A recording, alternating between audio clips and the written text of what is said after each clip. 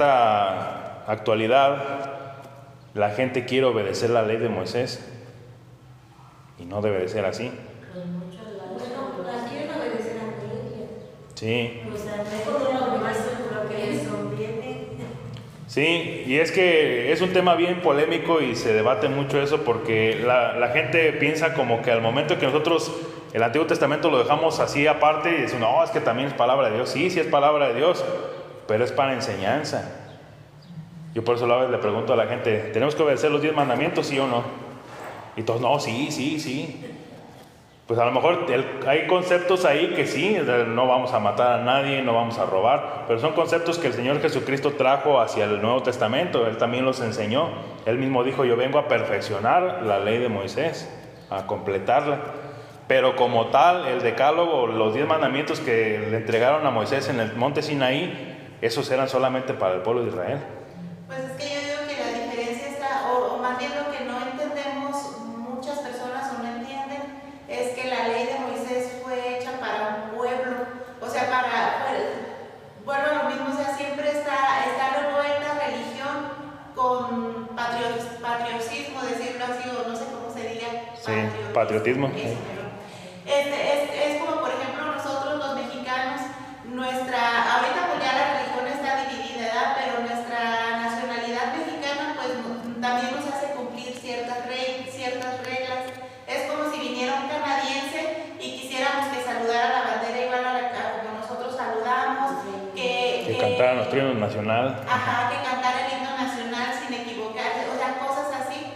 Para los israelitas el Antiguo Testamento era eso, eran sus leyes patrióticas como religiosas, porque fue un pueblo hecho de la nada prácticamente. Entonces Dios tuvo que enseñarles todo, desde religión hasta cómo deberían comportarse como seres humanos, como gente, como pueblo. Sí, si leemos por ejemplo el libro de Levítico, está lleno de leyes. Entonces lo que hace Pablo es también, no tiene que ser todo solo visto de la manera religiosa, sino también de la manera cultural de ellos como judíos, como israelitas. Nada que ver con los cristianos gentiles ya pues. Por Sí. eso ahí sí hacen esa división. Ok, sí, está muy bien. Entonces, solamente quiero puntualizar que quede claro, ¿no? La ley de Moisés solamente aplica para los judíos, solamente para ellos. La ley de Cristo pues abarca para todo el mundo en general, ¿sí? Pues que son dos cosas diferentes. O sea, los cristianos no pueden seguir o no deben de seguir la ley de Moisés. Los judíos, ellos sí deben de seguir la ley de Cristo, ¿sí? Son cosas diferentes. Porque la ley de Cristo ya es religiosa. Y es universal, religiosa, sí. Ya no es nada cultural ni así pues de lugares, de ciudades. Es meramente religiosa. Sí. Bueno, ahí está la solución que le presentan a Pablo para que limpie su reputación ahí entre los judíos. Bueno, vamos a ver el plan en acción de Pablo entonces, versículo 26. ¿Quién sigue en la lectura? Dice entonces Pablo tomó consigo a aquellos hombres y al día siguiente, habiéndose purificado con ellos, entró en el templo para anunciar el cumplimiento de los días de la purificación, cuando había de presentarse la ofrenda por cada uno de ellos. Ok, bueno, cuando quieran ver un poquito más a detalle en qué consistía ese voto que estaban realizando, vayan al libro de Números, capítulo 6. Ahí se menciona cómo o en qué consistía el realizar este cumplimiento del voto de nazareato, ¿sí? Que era como una consagración hacia Dios. Números capítulo 6, ahí se habla acerca de este voto. Pues bueno, en el versículo 26 nos habla que hicieron todo eso, lo que marcaba la ley de Moisés que se tenía que hacer, ahí lo estaban poniendo en ritual, ¿verdad? Pero, versículo 27, ¿quién sigue en la lectura?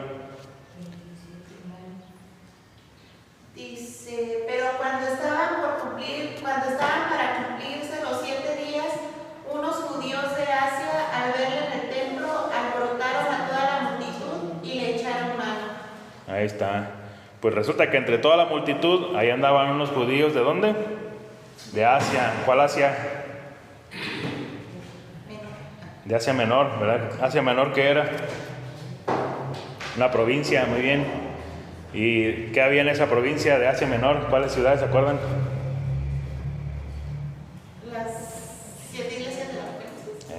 ahí estaban. ¿Cuáles eran esas 7 iglesias? Éfeso, Filadelfia, Tiatira, Esmirna, todas esas. Sí, todas las que están en el libro de Apocalipsis capítulo 2 y 3. Esas 7 iglesias son las que estaban dentro de Asia Menor. Entonces, de esas iglesias, lo más seguro es que de las de Éfeso eran los judíos que estaban ahí, que ya habían andado por allá con Pablo persiguiéndolo, alborotándole a la gente. Pues desgraciadamente aquí en Jerusalén se lo vuelven a encontrar y pues dije, pues de aquí somos, ¿verdad? Ya tenían experiencia en eso de alborotar gente y pues aquí no fue la excepción. Dice, al verle en el templo alborotaron a toda la multitud y le echaron mano, o sea, lo prendieron. Dando voces, dice el versículo 28, varones israelitas, ayudad. Este es el hombre que por todas partes enseña a todos contra el pueblo, la ley y este lugar. ¿Cuál lugar? El templo de Jerusalén, muy bien. Y además de esto, ha metido a griegos en el templo y ha profanado este santo lugar. ¿Sabían ustedes que si alguien se metía al templo de Jerusalén no siendo judío, era pena de muerte? Sí, cuando estaba el templo de Jerusalén levantado, que existía, porque ahorita no existe, fue derribado en el año 70 después de Cristo. Pero cuando existía el templo de Jerusalén, los únicos que podían ingresar al templo, bueno, había ciertas áreas. Había el patio de los gentiles, ahí sí podía entrar todo el mundo. Pero ya después había otra puerta donde ya entraban hacia el patio de... ¿cómo se llamaba? Se me fue el nombre.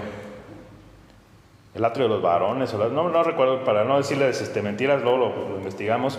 Pero había una siguiente etapa, después del patio de los gentiles, había una etapa donde ya solamente podían entrar los puros judíos, ¿sí? Que eran los que iban a entrar a adorar, eran los que iban a entrar a ofrecer sacrificio, etc. Y si de esa barrera, si de esa puerta atravesaba un gentil, era motivo de ejecución, ¿sí? Entonces, estos hombres le están acusando a Pablo de que él metió a hombres griegos, gentiles, a ese lugar, ¿sí? Dice el versículo 29, porque antes habían visto con él en la ciudad, no en el templo, en la ciudad, ¿a quién? A Trófimo de Éfeso, a quien pensaban, fíjense bien, pensaban que Pablo había metido en el templo. O sea, se están basando en puros chismes. Nadie tenía una evidencia concreta de que Pablo lo había hecho, solamente le estaban acusando porque ellos lo habían visto con un griego que se llamaba Trófimo, de allá de la ciudad de Éfeso, y ellos pensaban que él lo había metido a ese lugar, pero solamente pensaban, no estaba demostrado. Pero pues a la ciudad le importó poco eso, y dice el versículo 30, así que toda la ciudad se conmovió y se agolpó el pueblo, y apoderándose de Pablo, le arrastraron fuera del templo e inmediatamente cerraron las puertas, y procurando ellos matarle, se le avisó al tribuno de la compañía que toda la ciudad de Jerusalén estaba alborotada. ¿Ustedes saben quién era un tribuno? Era como Los ancianos de la iglesia. No, un tribuno ya es un oficial, un militar del Imperio Romano. Sí, ya no es judío, ya es romano. Un tribuno es un jefe de 1000 hombres, a diferencia de un centurión que es ¿de cuántos? De 100. Así el Imperio Romano dividía sus categorías. Entonces estaban los centuriones, que eran jefes de 100 hombres, y luego estaban los tribunos, que eran jefes de 1000 hombres. O sea, un tribuno tenía a su cargo a 10 centuriones, ¿verdad? Y a la vez pues a 1000 soldados romanos. Entonces le avisaron al tribuno que Jerusalén, la ciudad, se estaba alborotando, que había un conflicto. Versículo 32 dice, tomando luego soldados y centuriones, corrió a ellos, y cuando ellos vieron al tribuno y a los soldados, dejaron ¿de qué? De golpear a Pablo. Pues ya le estaban dando una golpiza ya a Pablo. Entonces dice el versículo 33, entonces llegando el tribuno le prendió, o sea lo arrestó, y le mandó atar con 2 cadenas, y preguntó quién era y qué había hecho. ¿Alguien que me ayude con el versículo 34? Pero entre la multitud unos gritaban una cosa y otros otra, y como no podía entender nada, de cierto a causa del alboroto, le mandó llevar a la fortaleza. Ok. Cuando ustedes vean el templo de Jerusalén, cuando tengan una oportunidad, a ver si al rato me acuerdo de pasárselos en el grupo, cómo estaba constituido el templo de Jerusalén. Estaba todo el cuadro del templo de Jerusalén y a un lado, como en una esquina, estaba una torre. Esa torre se le conocía como la fortaleza Antonia o torre de Antonio. Esa era la fortaleza que se menciona ahí en el versículo 34, que llevaron a Pablo a la fortaleza. Ahí ese lugar lo utilizaban para vigilar precisamente el templo de Jerusalén. Ahí en esa fortaleza estaban puros romanos, los tribunos y los centuriones y todos los soldados. Estaban ahí precisamente listos para cuando hubiera un evento como este, que se salía de control algo y luego se salían de ahí para aplacar a todos, ¿sí? Esa era una de las estrategias favoritas del Imperio Romano, mantener a todos quietecitos. En cuanto alguien quería hacer ruido, luego salían y si se ponía en un plan pesado, pues lo mataban. Y así mantenían a todos bien apaciguados. Entonces se llevan a Pablo a la fortaleza porque no sabían de qué acusarlo. Unos decían una cosa, otros decían otra. Dijo, bueno, entonces mientras se deciden, yo me lo llevo arrestado hacia la fortaleza y yo lo protejo. Porque no podían o no tenían la autorización los judíos de matar a nadie si el Imperio Romano no lo autorizaba, ¿verdad? Dice el 35, al llegar a las gradas, aconteció que era llevado en peso por los soldados a causa de la violencia de la multitud. Bueno, querían linchar a Pablo. Y dice el versículo 36, porque la muchedumbre del pueblo venía detrás gritando, muera. ¿No les parece familiar lo que está pasando? Pues era como a Jesús también, que le decían que lo mataran. Sí, vemos que realmente se está cumpliendo lo que leíamos al principio, ¿verdad? Cuando dice el Señor Jesucristo, porque es necesario que padezca, o ¿cómo dice? A ver, vamos a leer el versículo 9:16. Porque ahí se le da todo el peso a lo que dijo el Señor Jesucristo, que no lo dijo nada más por decirlo. Dice, porque yo le mostraré cuánto le es necesario padecer por mi nombre. Ahí está. Vemos que realmente eso no lo dijo el Señor Jesucristo nomás por decirlo. Porque yo le mostraré, ahí está, ya le está mostrando cuánto le es necesario padecer por mi nombre. Casi dijo, pues por lo mismo que yo pasé, pues ahí vas, ¿verdad? Falsas acusaciones, ya lo golpearon, ya lo están condenando a muerte. Si no va el tribuno y se los quita, ahí lo mataban. Por eso cerraron las puertas del templo, porque no querían que se les manchara, ¿verdad?, su lugar sagrado. Entonces querían asesinarlo allá afuera a golpes, pero llegó el tribuno y lo salvó, ¿verdad? ¿Ya se aburrieron? ¿Ya se cansaron? No. Vamos a terminar entonces por ahí adelantito. Dice el siguiente título, defensa de Pablo ante el pueblo. Versículo 37, ¿quién me ayuda? Cuando comenzaron a meter a Pablo en la fortaleza, dijo al tribuno, ¿se me permite decir algo? Y él le dijo, ¿sabes griego? Ok, ahí se sorprende el tribuno porque Pablo sabe hablar griego. Esperaba que no supiera hablar ese idioma. Acuérdense que ahí en ese tiempo de los romanos, el idioma griego era como hoy en día hablar inglés, ¿sí? Era como que un idioma más universal que todo el mundo, para poderse comunicarse de diferentes naciones, pues el griego era como que el idioma universal para poderse comunicar. Entonces este tribuno pues se sorprende de que Pablo supiera hablar griego, y otros se van a sorprender más todavía. Versículo 38. Dice, ¿no eres tú aquel egipcio que levantó una sedición antes de estos días y sacó al desierto a los 4,000 sicarios? Ok, versículo 39. Con Moisés, No, con otro hombre. Por ahí en los escritos de un hombre que se llama Josefo, se menciona de este grupo de sicarios que se le llamaba hombres de la daga. Era un hombre egipcio que lo encabezaba, pero no sé bien cómo se llamaba. De hecho, aquí por eso dice el versículo 38, ¿no eres tú aquel egipcio que levantó una sedición antes de estos días y sacó al desierto a los 4,000 sicarios?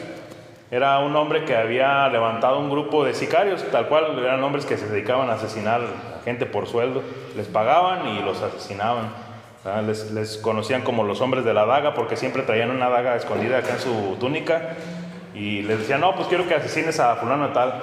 Y ahí entre la muchedumbre, pues ahí lo buscaban y así como en las prisiones, ¿verdad?, que nomás de repente sacaban y lo apuñalaban y así iban como si nada. Entonces pensaba el tribuno que Pablo era ese hombre que había levantado esa sedición. Entonces ahora Pablo pues le va a aclarar quién es él, ¿verdad? Versículo 39. Entonces dijo Pablo: yo de cierto soy un hombre judío de Tarso, ciudadano de una ciudad no insignificante de Cilicia, pero te ruego que me permitas hablar al pueblo. Y cuando él se lo permitió, Pablo, estando en pie en las gradas, hizo señal con la mano al pueblo y, hecho gran silencio, habló en lengua hebrea diciendo. Ahí está, fíjense. Al tribuno le habló en griego, ¿sí? Y ya cuando el tribuno le da la oportunidad de defenderse, de hablar ante el pueblo, ¿en qué lengua les habla? En hebreo. Por eso dice al final, dice, y hecho gran silencio, habló en lengua hebrea diciendo, dice el versículo 22. Varones, hermanos y padres, oíd ahora mi defensa ante vosotros, y al oír que les hablaba en lengua hebrea, guardaron más silencio, y él les dijo. Ahí pausa. ¿Por qué creen que se sorprendieron de que escucharon hablar a Pablo en hebreo? Pues porque era como un gentil. Porque Pablo no era gentil, era judío. Pero en ese entonces, volvemos a lo mismo, se hablaba mayormente el idioma griego entre todos. Entonces al momento que Pablo pide voz y empieza a hablarles en lengua hebrea, todos se quedan hasta más callados. ¿Por qué? Porque esa era su lengua original de ellos. El idioma o lenguaje hebreo era el idioma de Abraham, ¿verdad? Desde el tiempo de Abraham y Jacob y todos ellos. Entonces por eso le prestaban mucho más atención y mucho más respeto a Pablo cuando empezó a hablarles en lengua hebrea. Entonces vemos que Pablo realmente era un hombre que estaba muy preparado, ¿sí? Y sabía cómo hacer las cosas. Al tribuno le habla en griego y ahora a su gente le empieza a hablar en hebreo para que vean que es uno de ellos, ¿verdad? Que no lo vean como alguien ajeno o alguien desconocido, sino como alguien de su misma sangre, de su mismo linaje. Por eso todos guardaron más silencio cuando les empezó a hablar en lengua hebrea. Es como si nosotros, bueno, es que aquí nosotros no lo consideramos pues con el mismo peso, pero por ejemplo nosotros que somos michoacanos, escuchar a alguien que nos hable en lengua purépecha es algo, un motivo de respeto, porque es nuestro origen, nuestra sangre es purépecha, ¿sí? Entonces así más o menos debería de ser, pero pareciera a veces que es diferente, ¿verdad? No, realmente ni de español. Con trabajo hablamos el español, ¿verdad? Y luego querer hablar purépecha. Pues menos lo entenderíamos. Y poquito peor, luego a veces esas raíces son menospreciadas por nosotros mismos. A veces nos burlamos de las guarecitas, ¿verdad? No, que la señora, que la guare. Y Hablamos despectivamente. hablamos despectivamente. Sí. Nos causa como, yo cuando las he escuchado a mí me causa como cómo se entienden bien y Sí. cómo hablan, la manera de pronunciarlo y todo. Así es que ante ellas nosotros somos unas ignorantes. Sí. Porque ellas hablan el español y hablan el purépecha. Yo cuando trabajaba en Coppel me tocaba mucho presenciar esos actos porque yo le estaba mostrando algunos zapatos o alguna cosa y empezaban ellas a hablarse en purépecha y yo nomás me quedaba así, pues ¿qué estaban diciendo? Y yo me sentía incómodo porque yo no les entendía, pero dije, a lo mejor están hablando hasta algo de mí, mira cómo anda este güey, o no sabe, o algo así. O a lo mejor es, ¿verdad? Puede ser.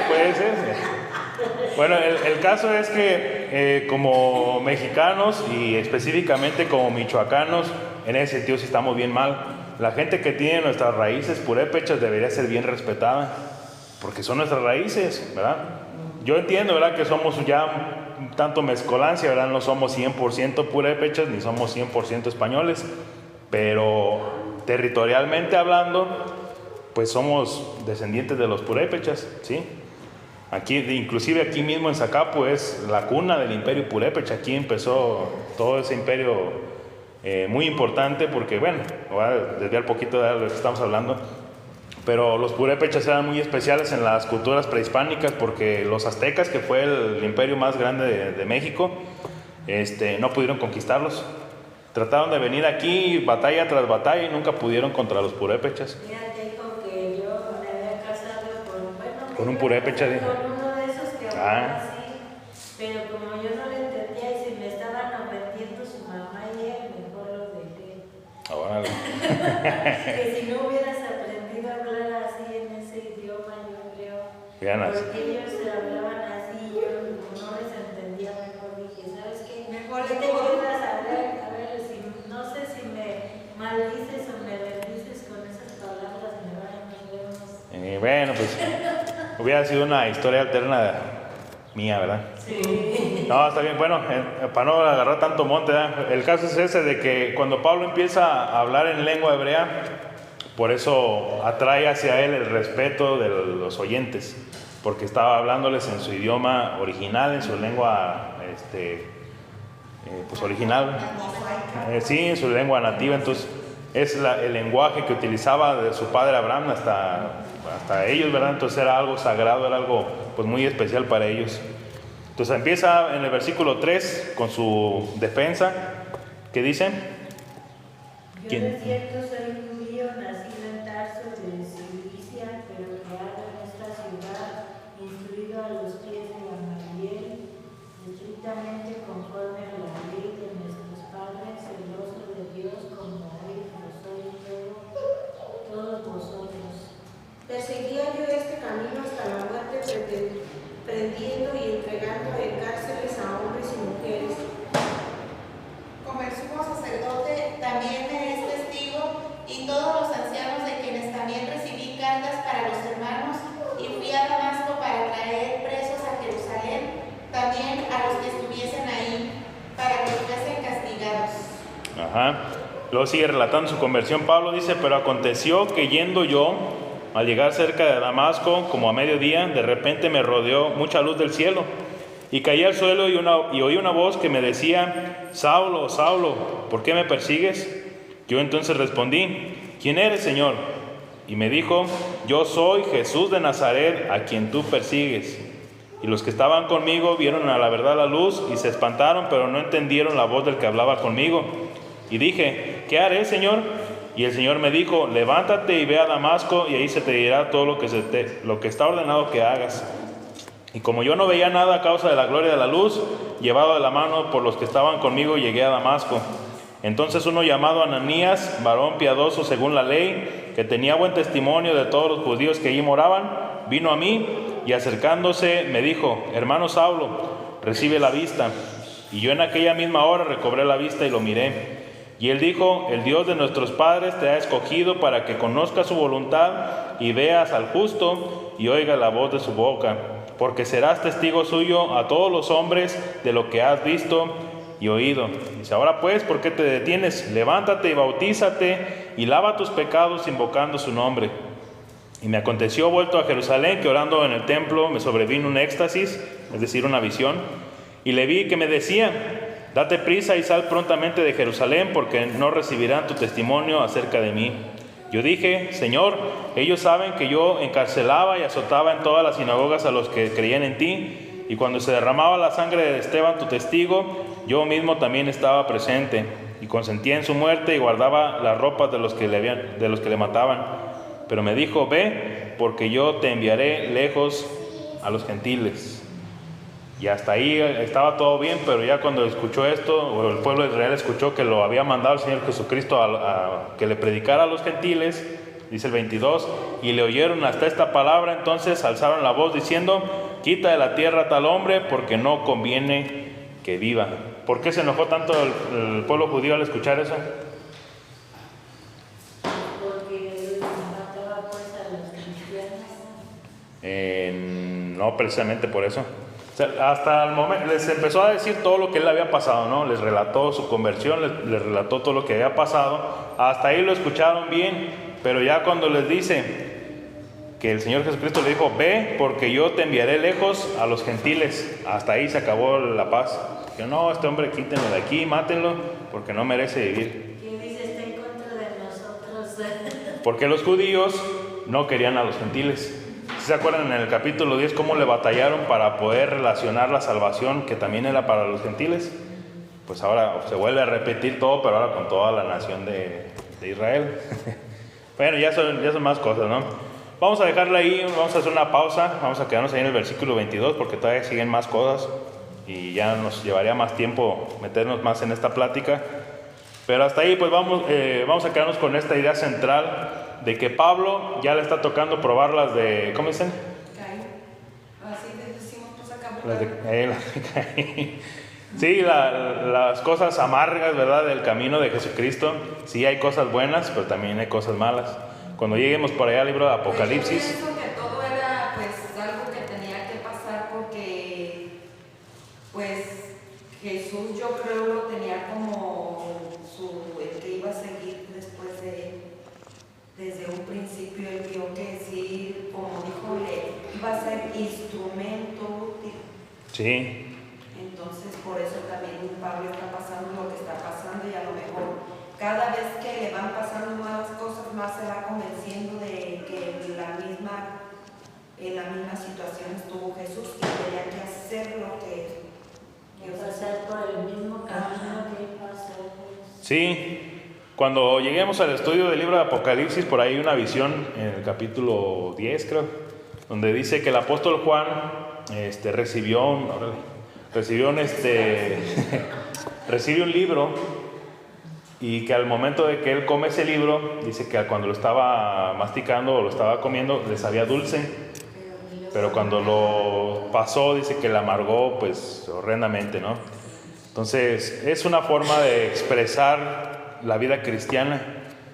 La vida cristiana sí tiene mucho de dulce, hay muchos momentos muy buenos, incluso cuando uno vive la vida cristiana uno aprende a vivir feliz, incluso cuando las cosas no se ven muy buenas, uno aprende a vivir feliz a pesar de eso, porque hay cosas espirituales que lo llenan a uno. Cuando uno está bien con Dios, todo fluye bien, ¿sí?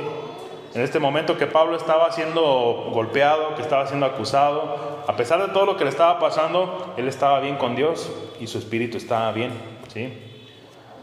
Cuando viene la parte amarga de la vida cristiana es todo eso, cuando vienen las pruebas, que vienen catástrofes, que vienen cosas que no entendemos a veces de parte de Dios.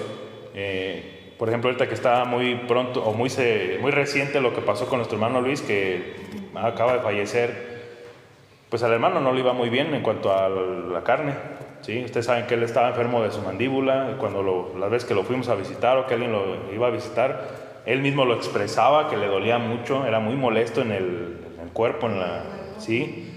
Entonces, el ser cristiano no le exime de no pasar por dolores.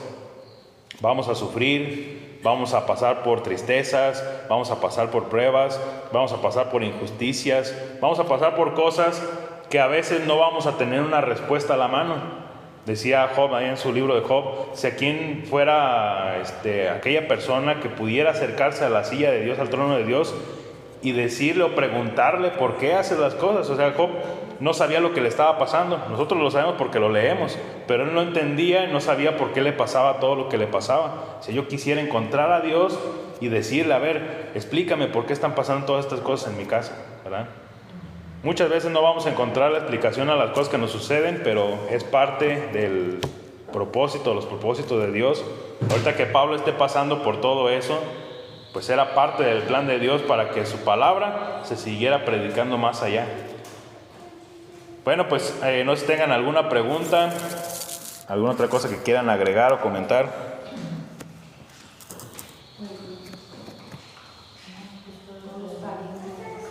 Bueno, pues entonces vamos a dejarla ahí. Si quieren, ahí en sus casas, si gustan, pueden seguir leyendo. Estos siguientes capítulos que restan, de hecho, son muy interesantes, están muy llenos de todo este tipo de cosas que acabamos de leer. Y nos va enseñando mucho el apóstol Pablo de cómo actúa, cómo va llevando también él sus cosas. Porque el apóstol Pablo no es como que alguien que se entregue luego a la muerte. Decir, me voy a martirizar, voy a aventármelo luego a que me maten los judíos. No, Pablo lo vamos a ver en los siguientes capítulos, que incluso se defiende, ¿verdad? Utiliza la astucia para irse librando de las acechanzas de los judíos, para que no lo maten, para seguir predicando, ¿no? Está todavía muchas cosas que podemos ver. Entonces vamos a dejarla ahí, que Dios les bendiga, y vamos a hacer un pequeño receso.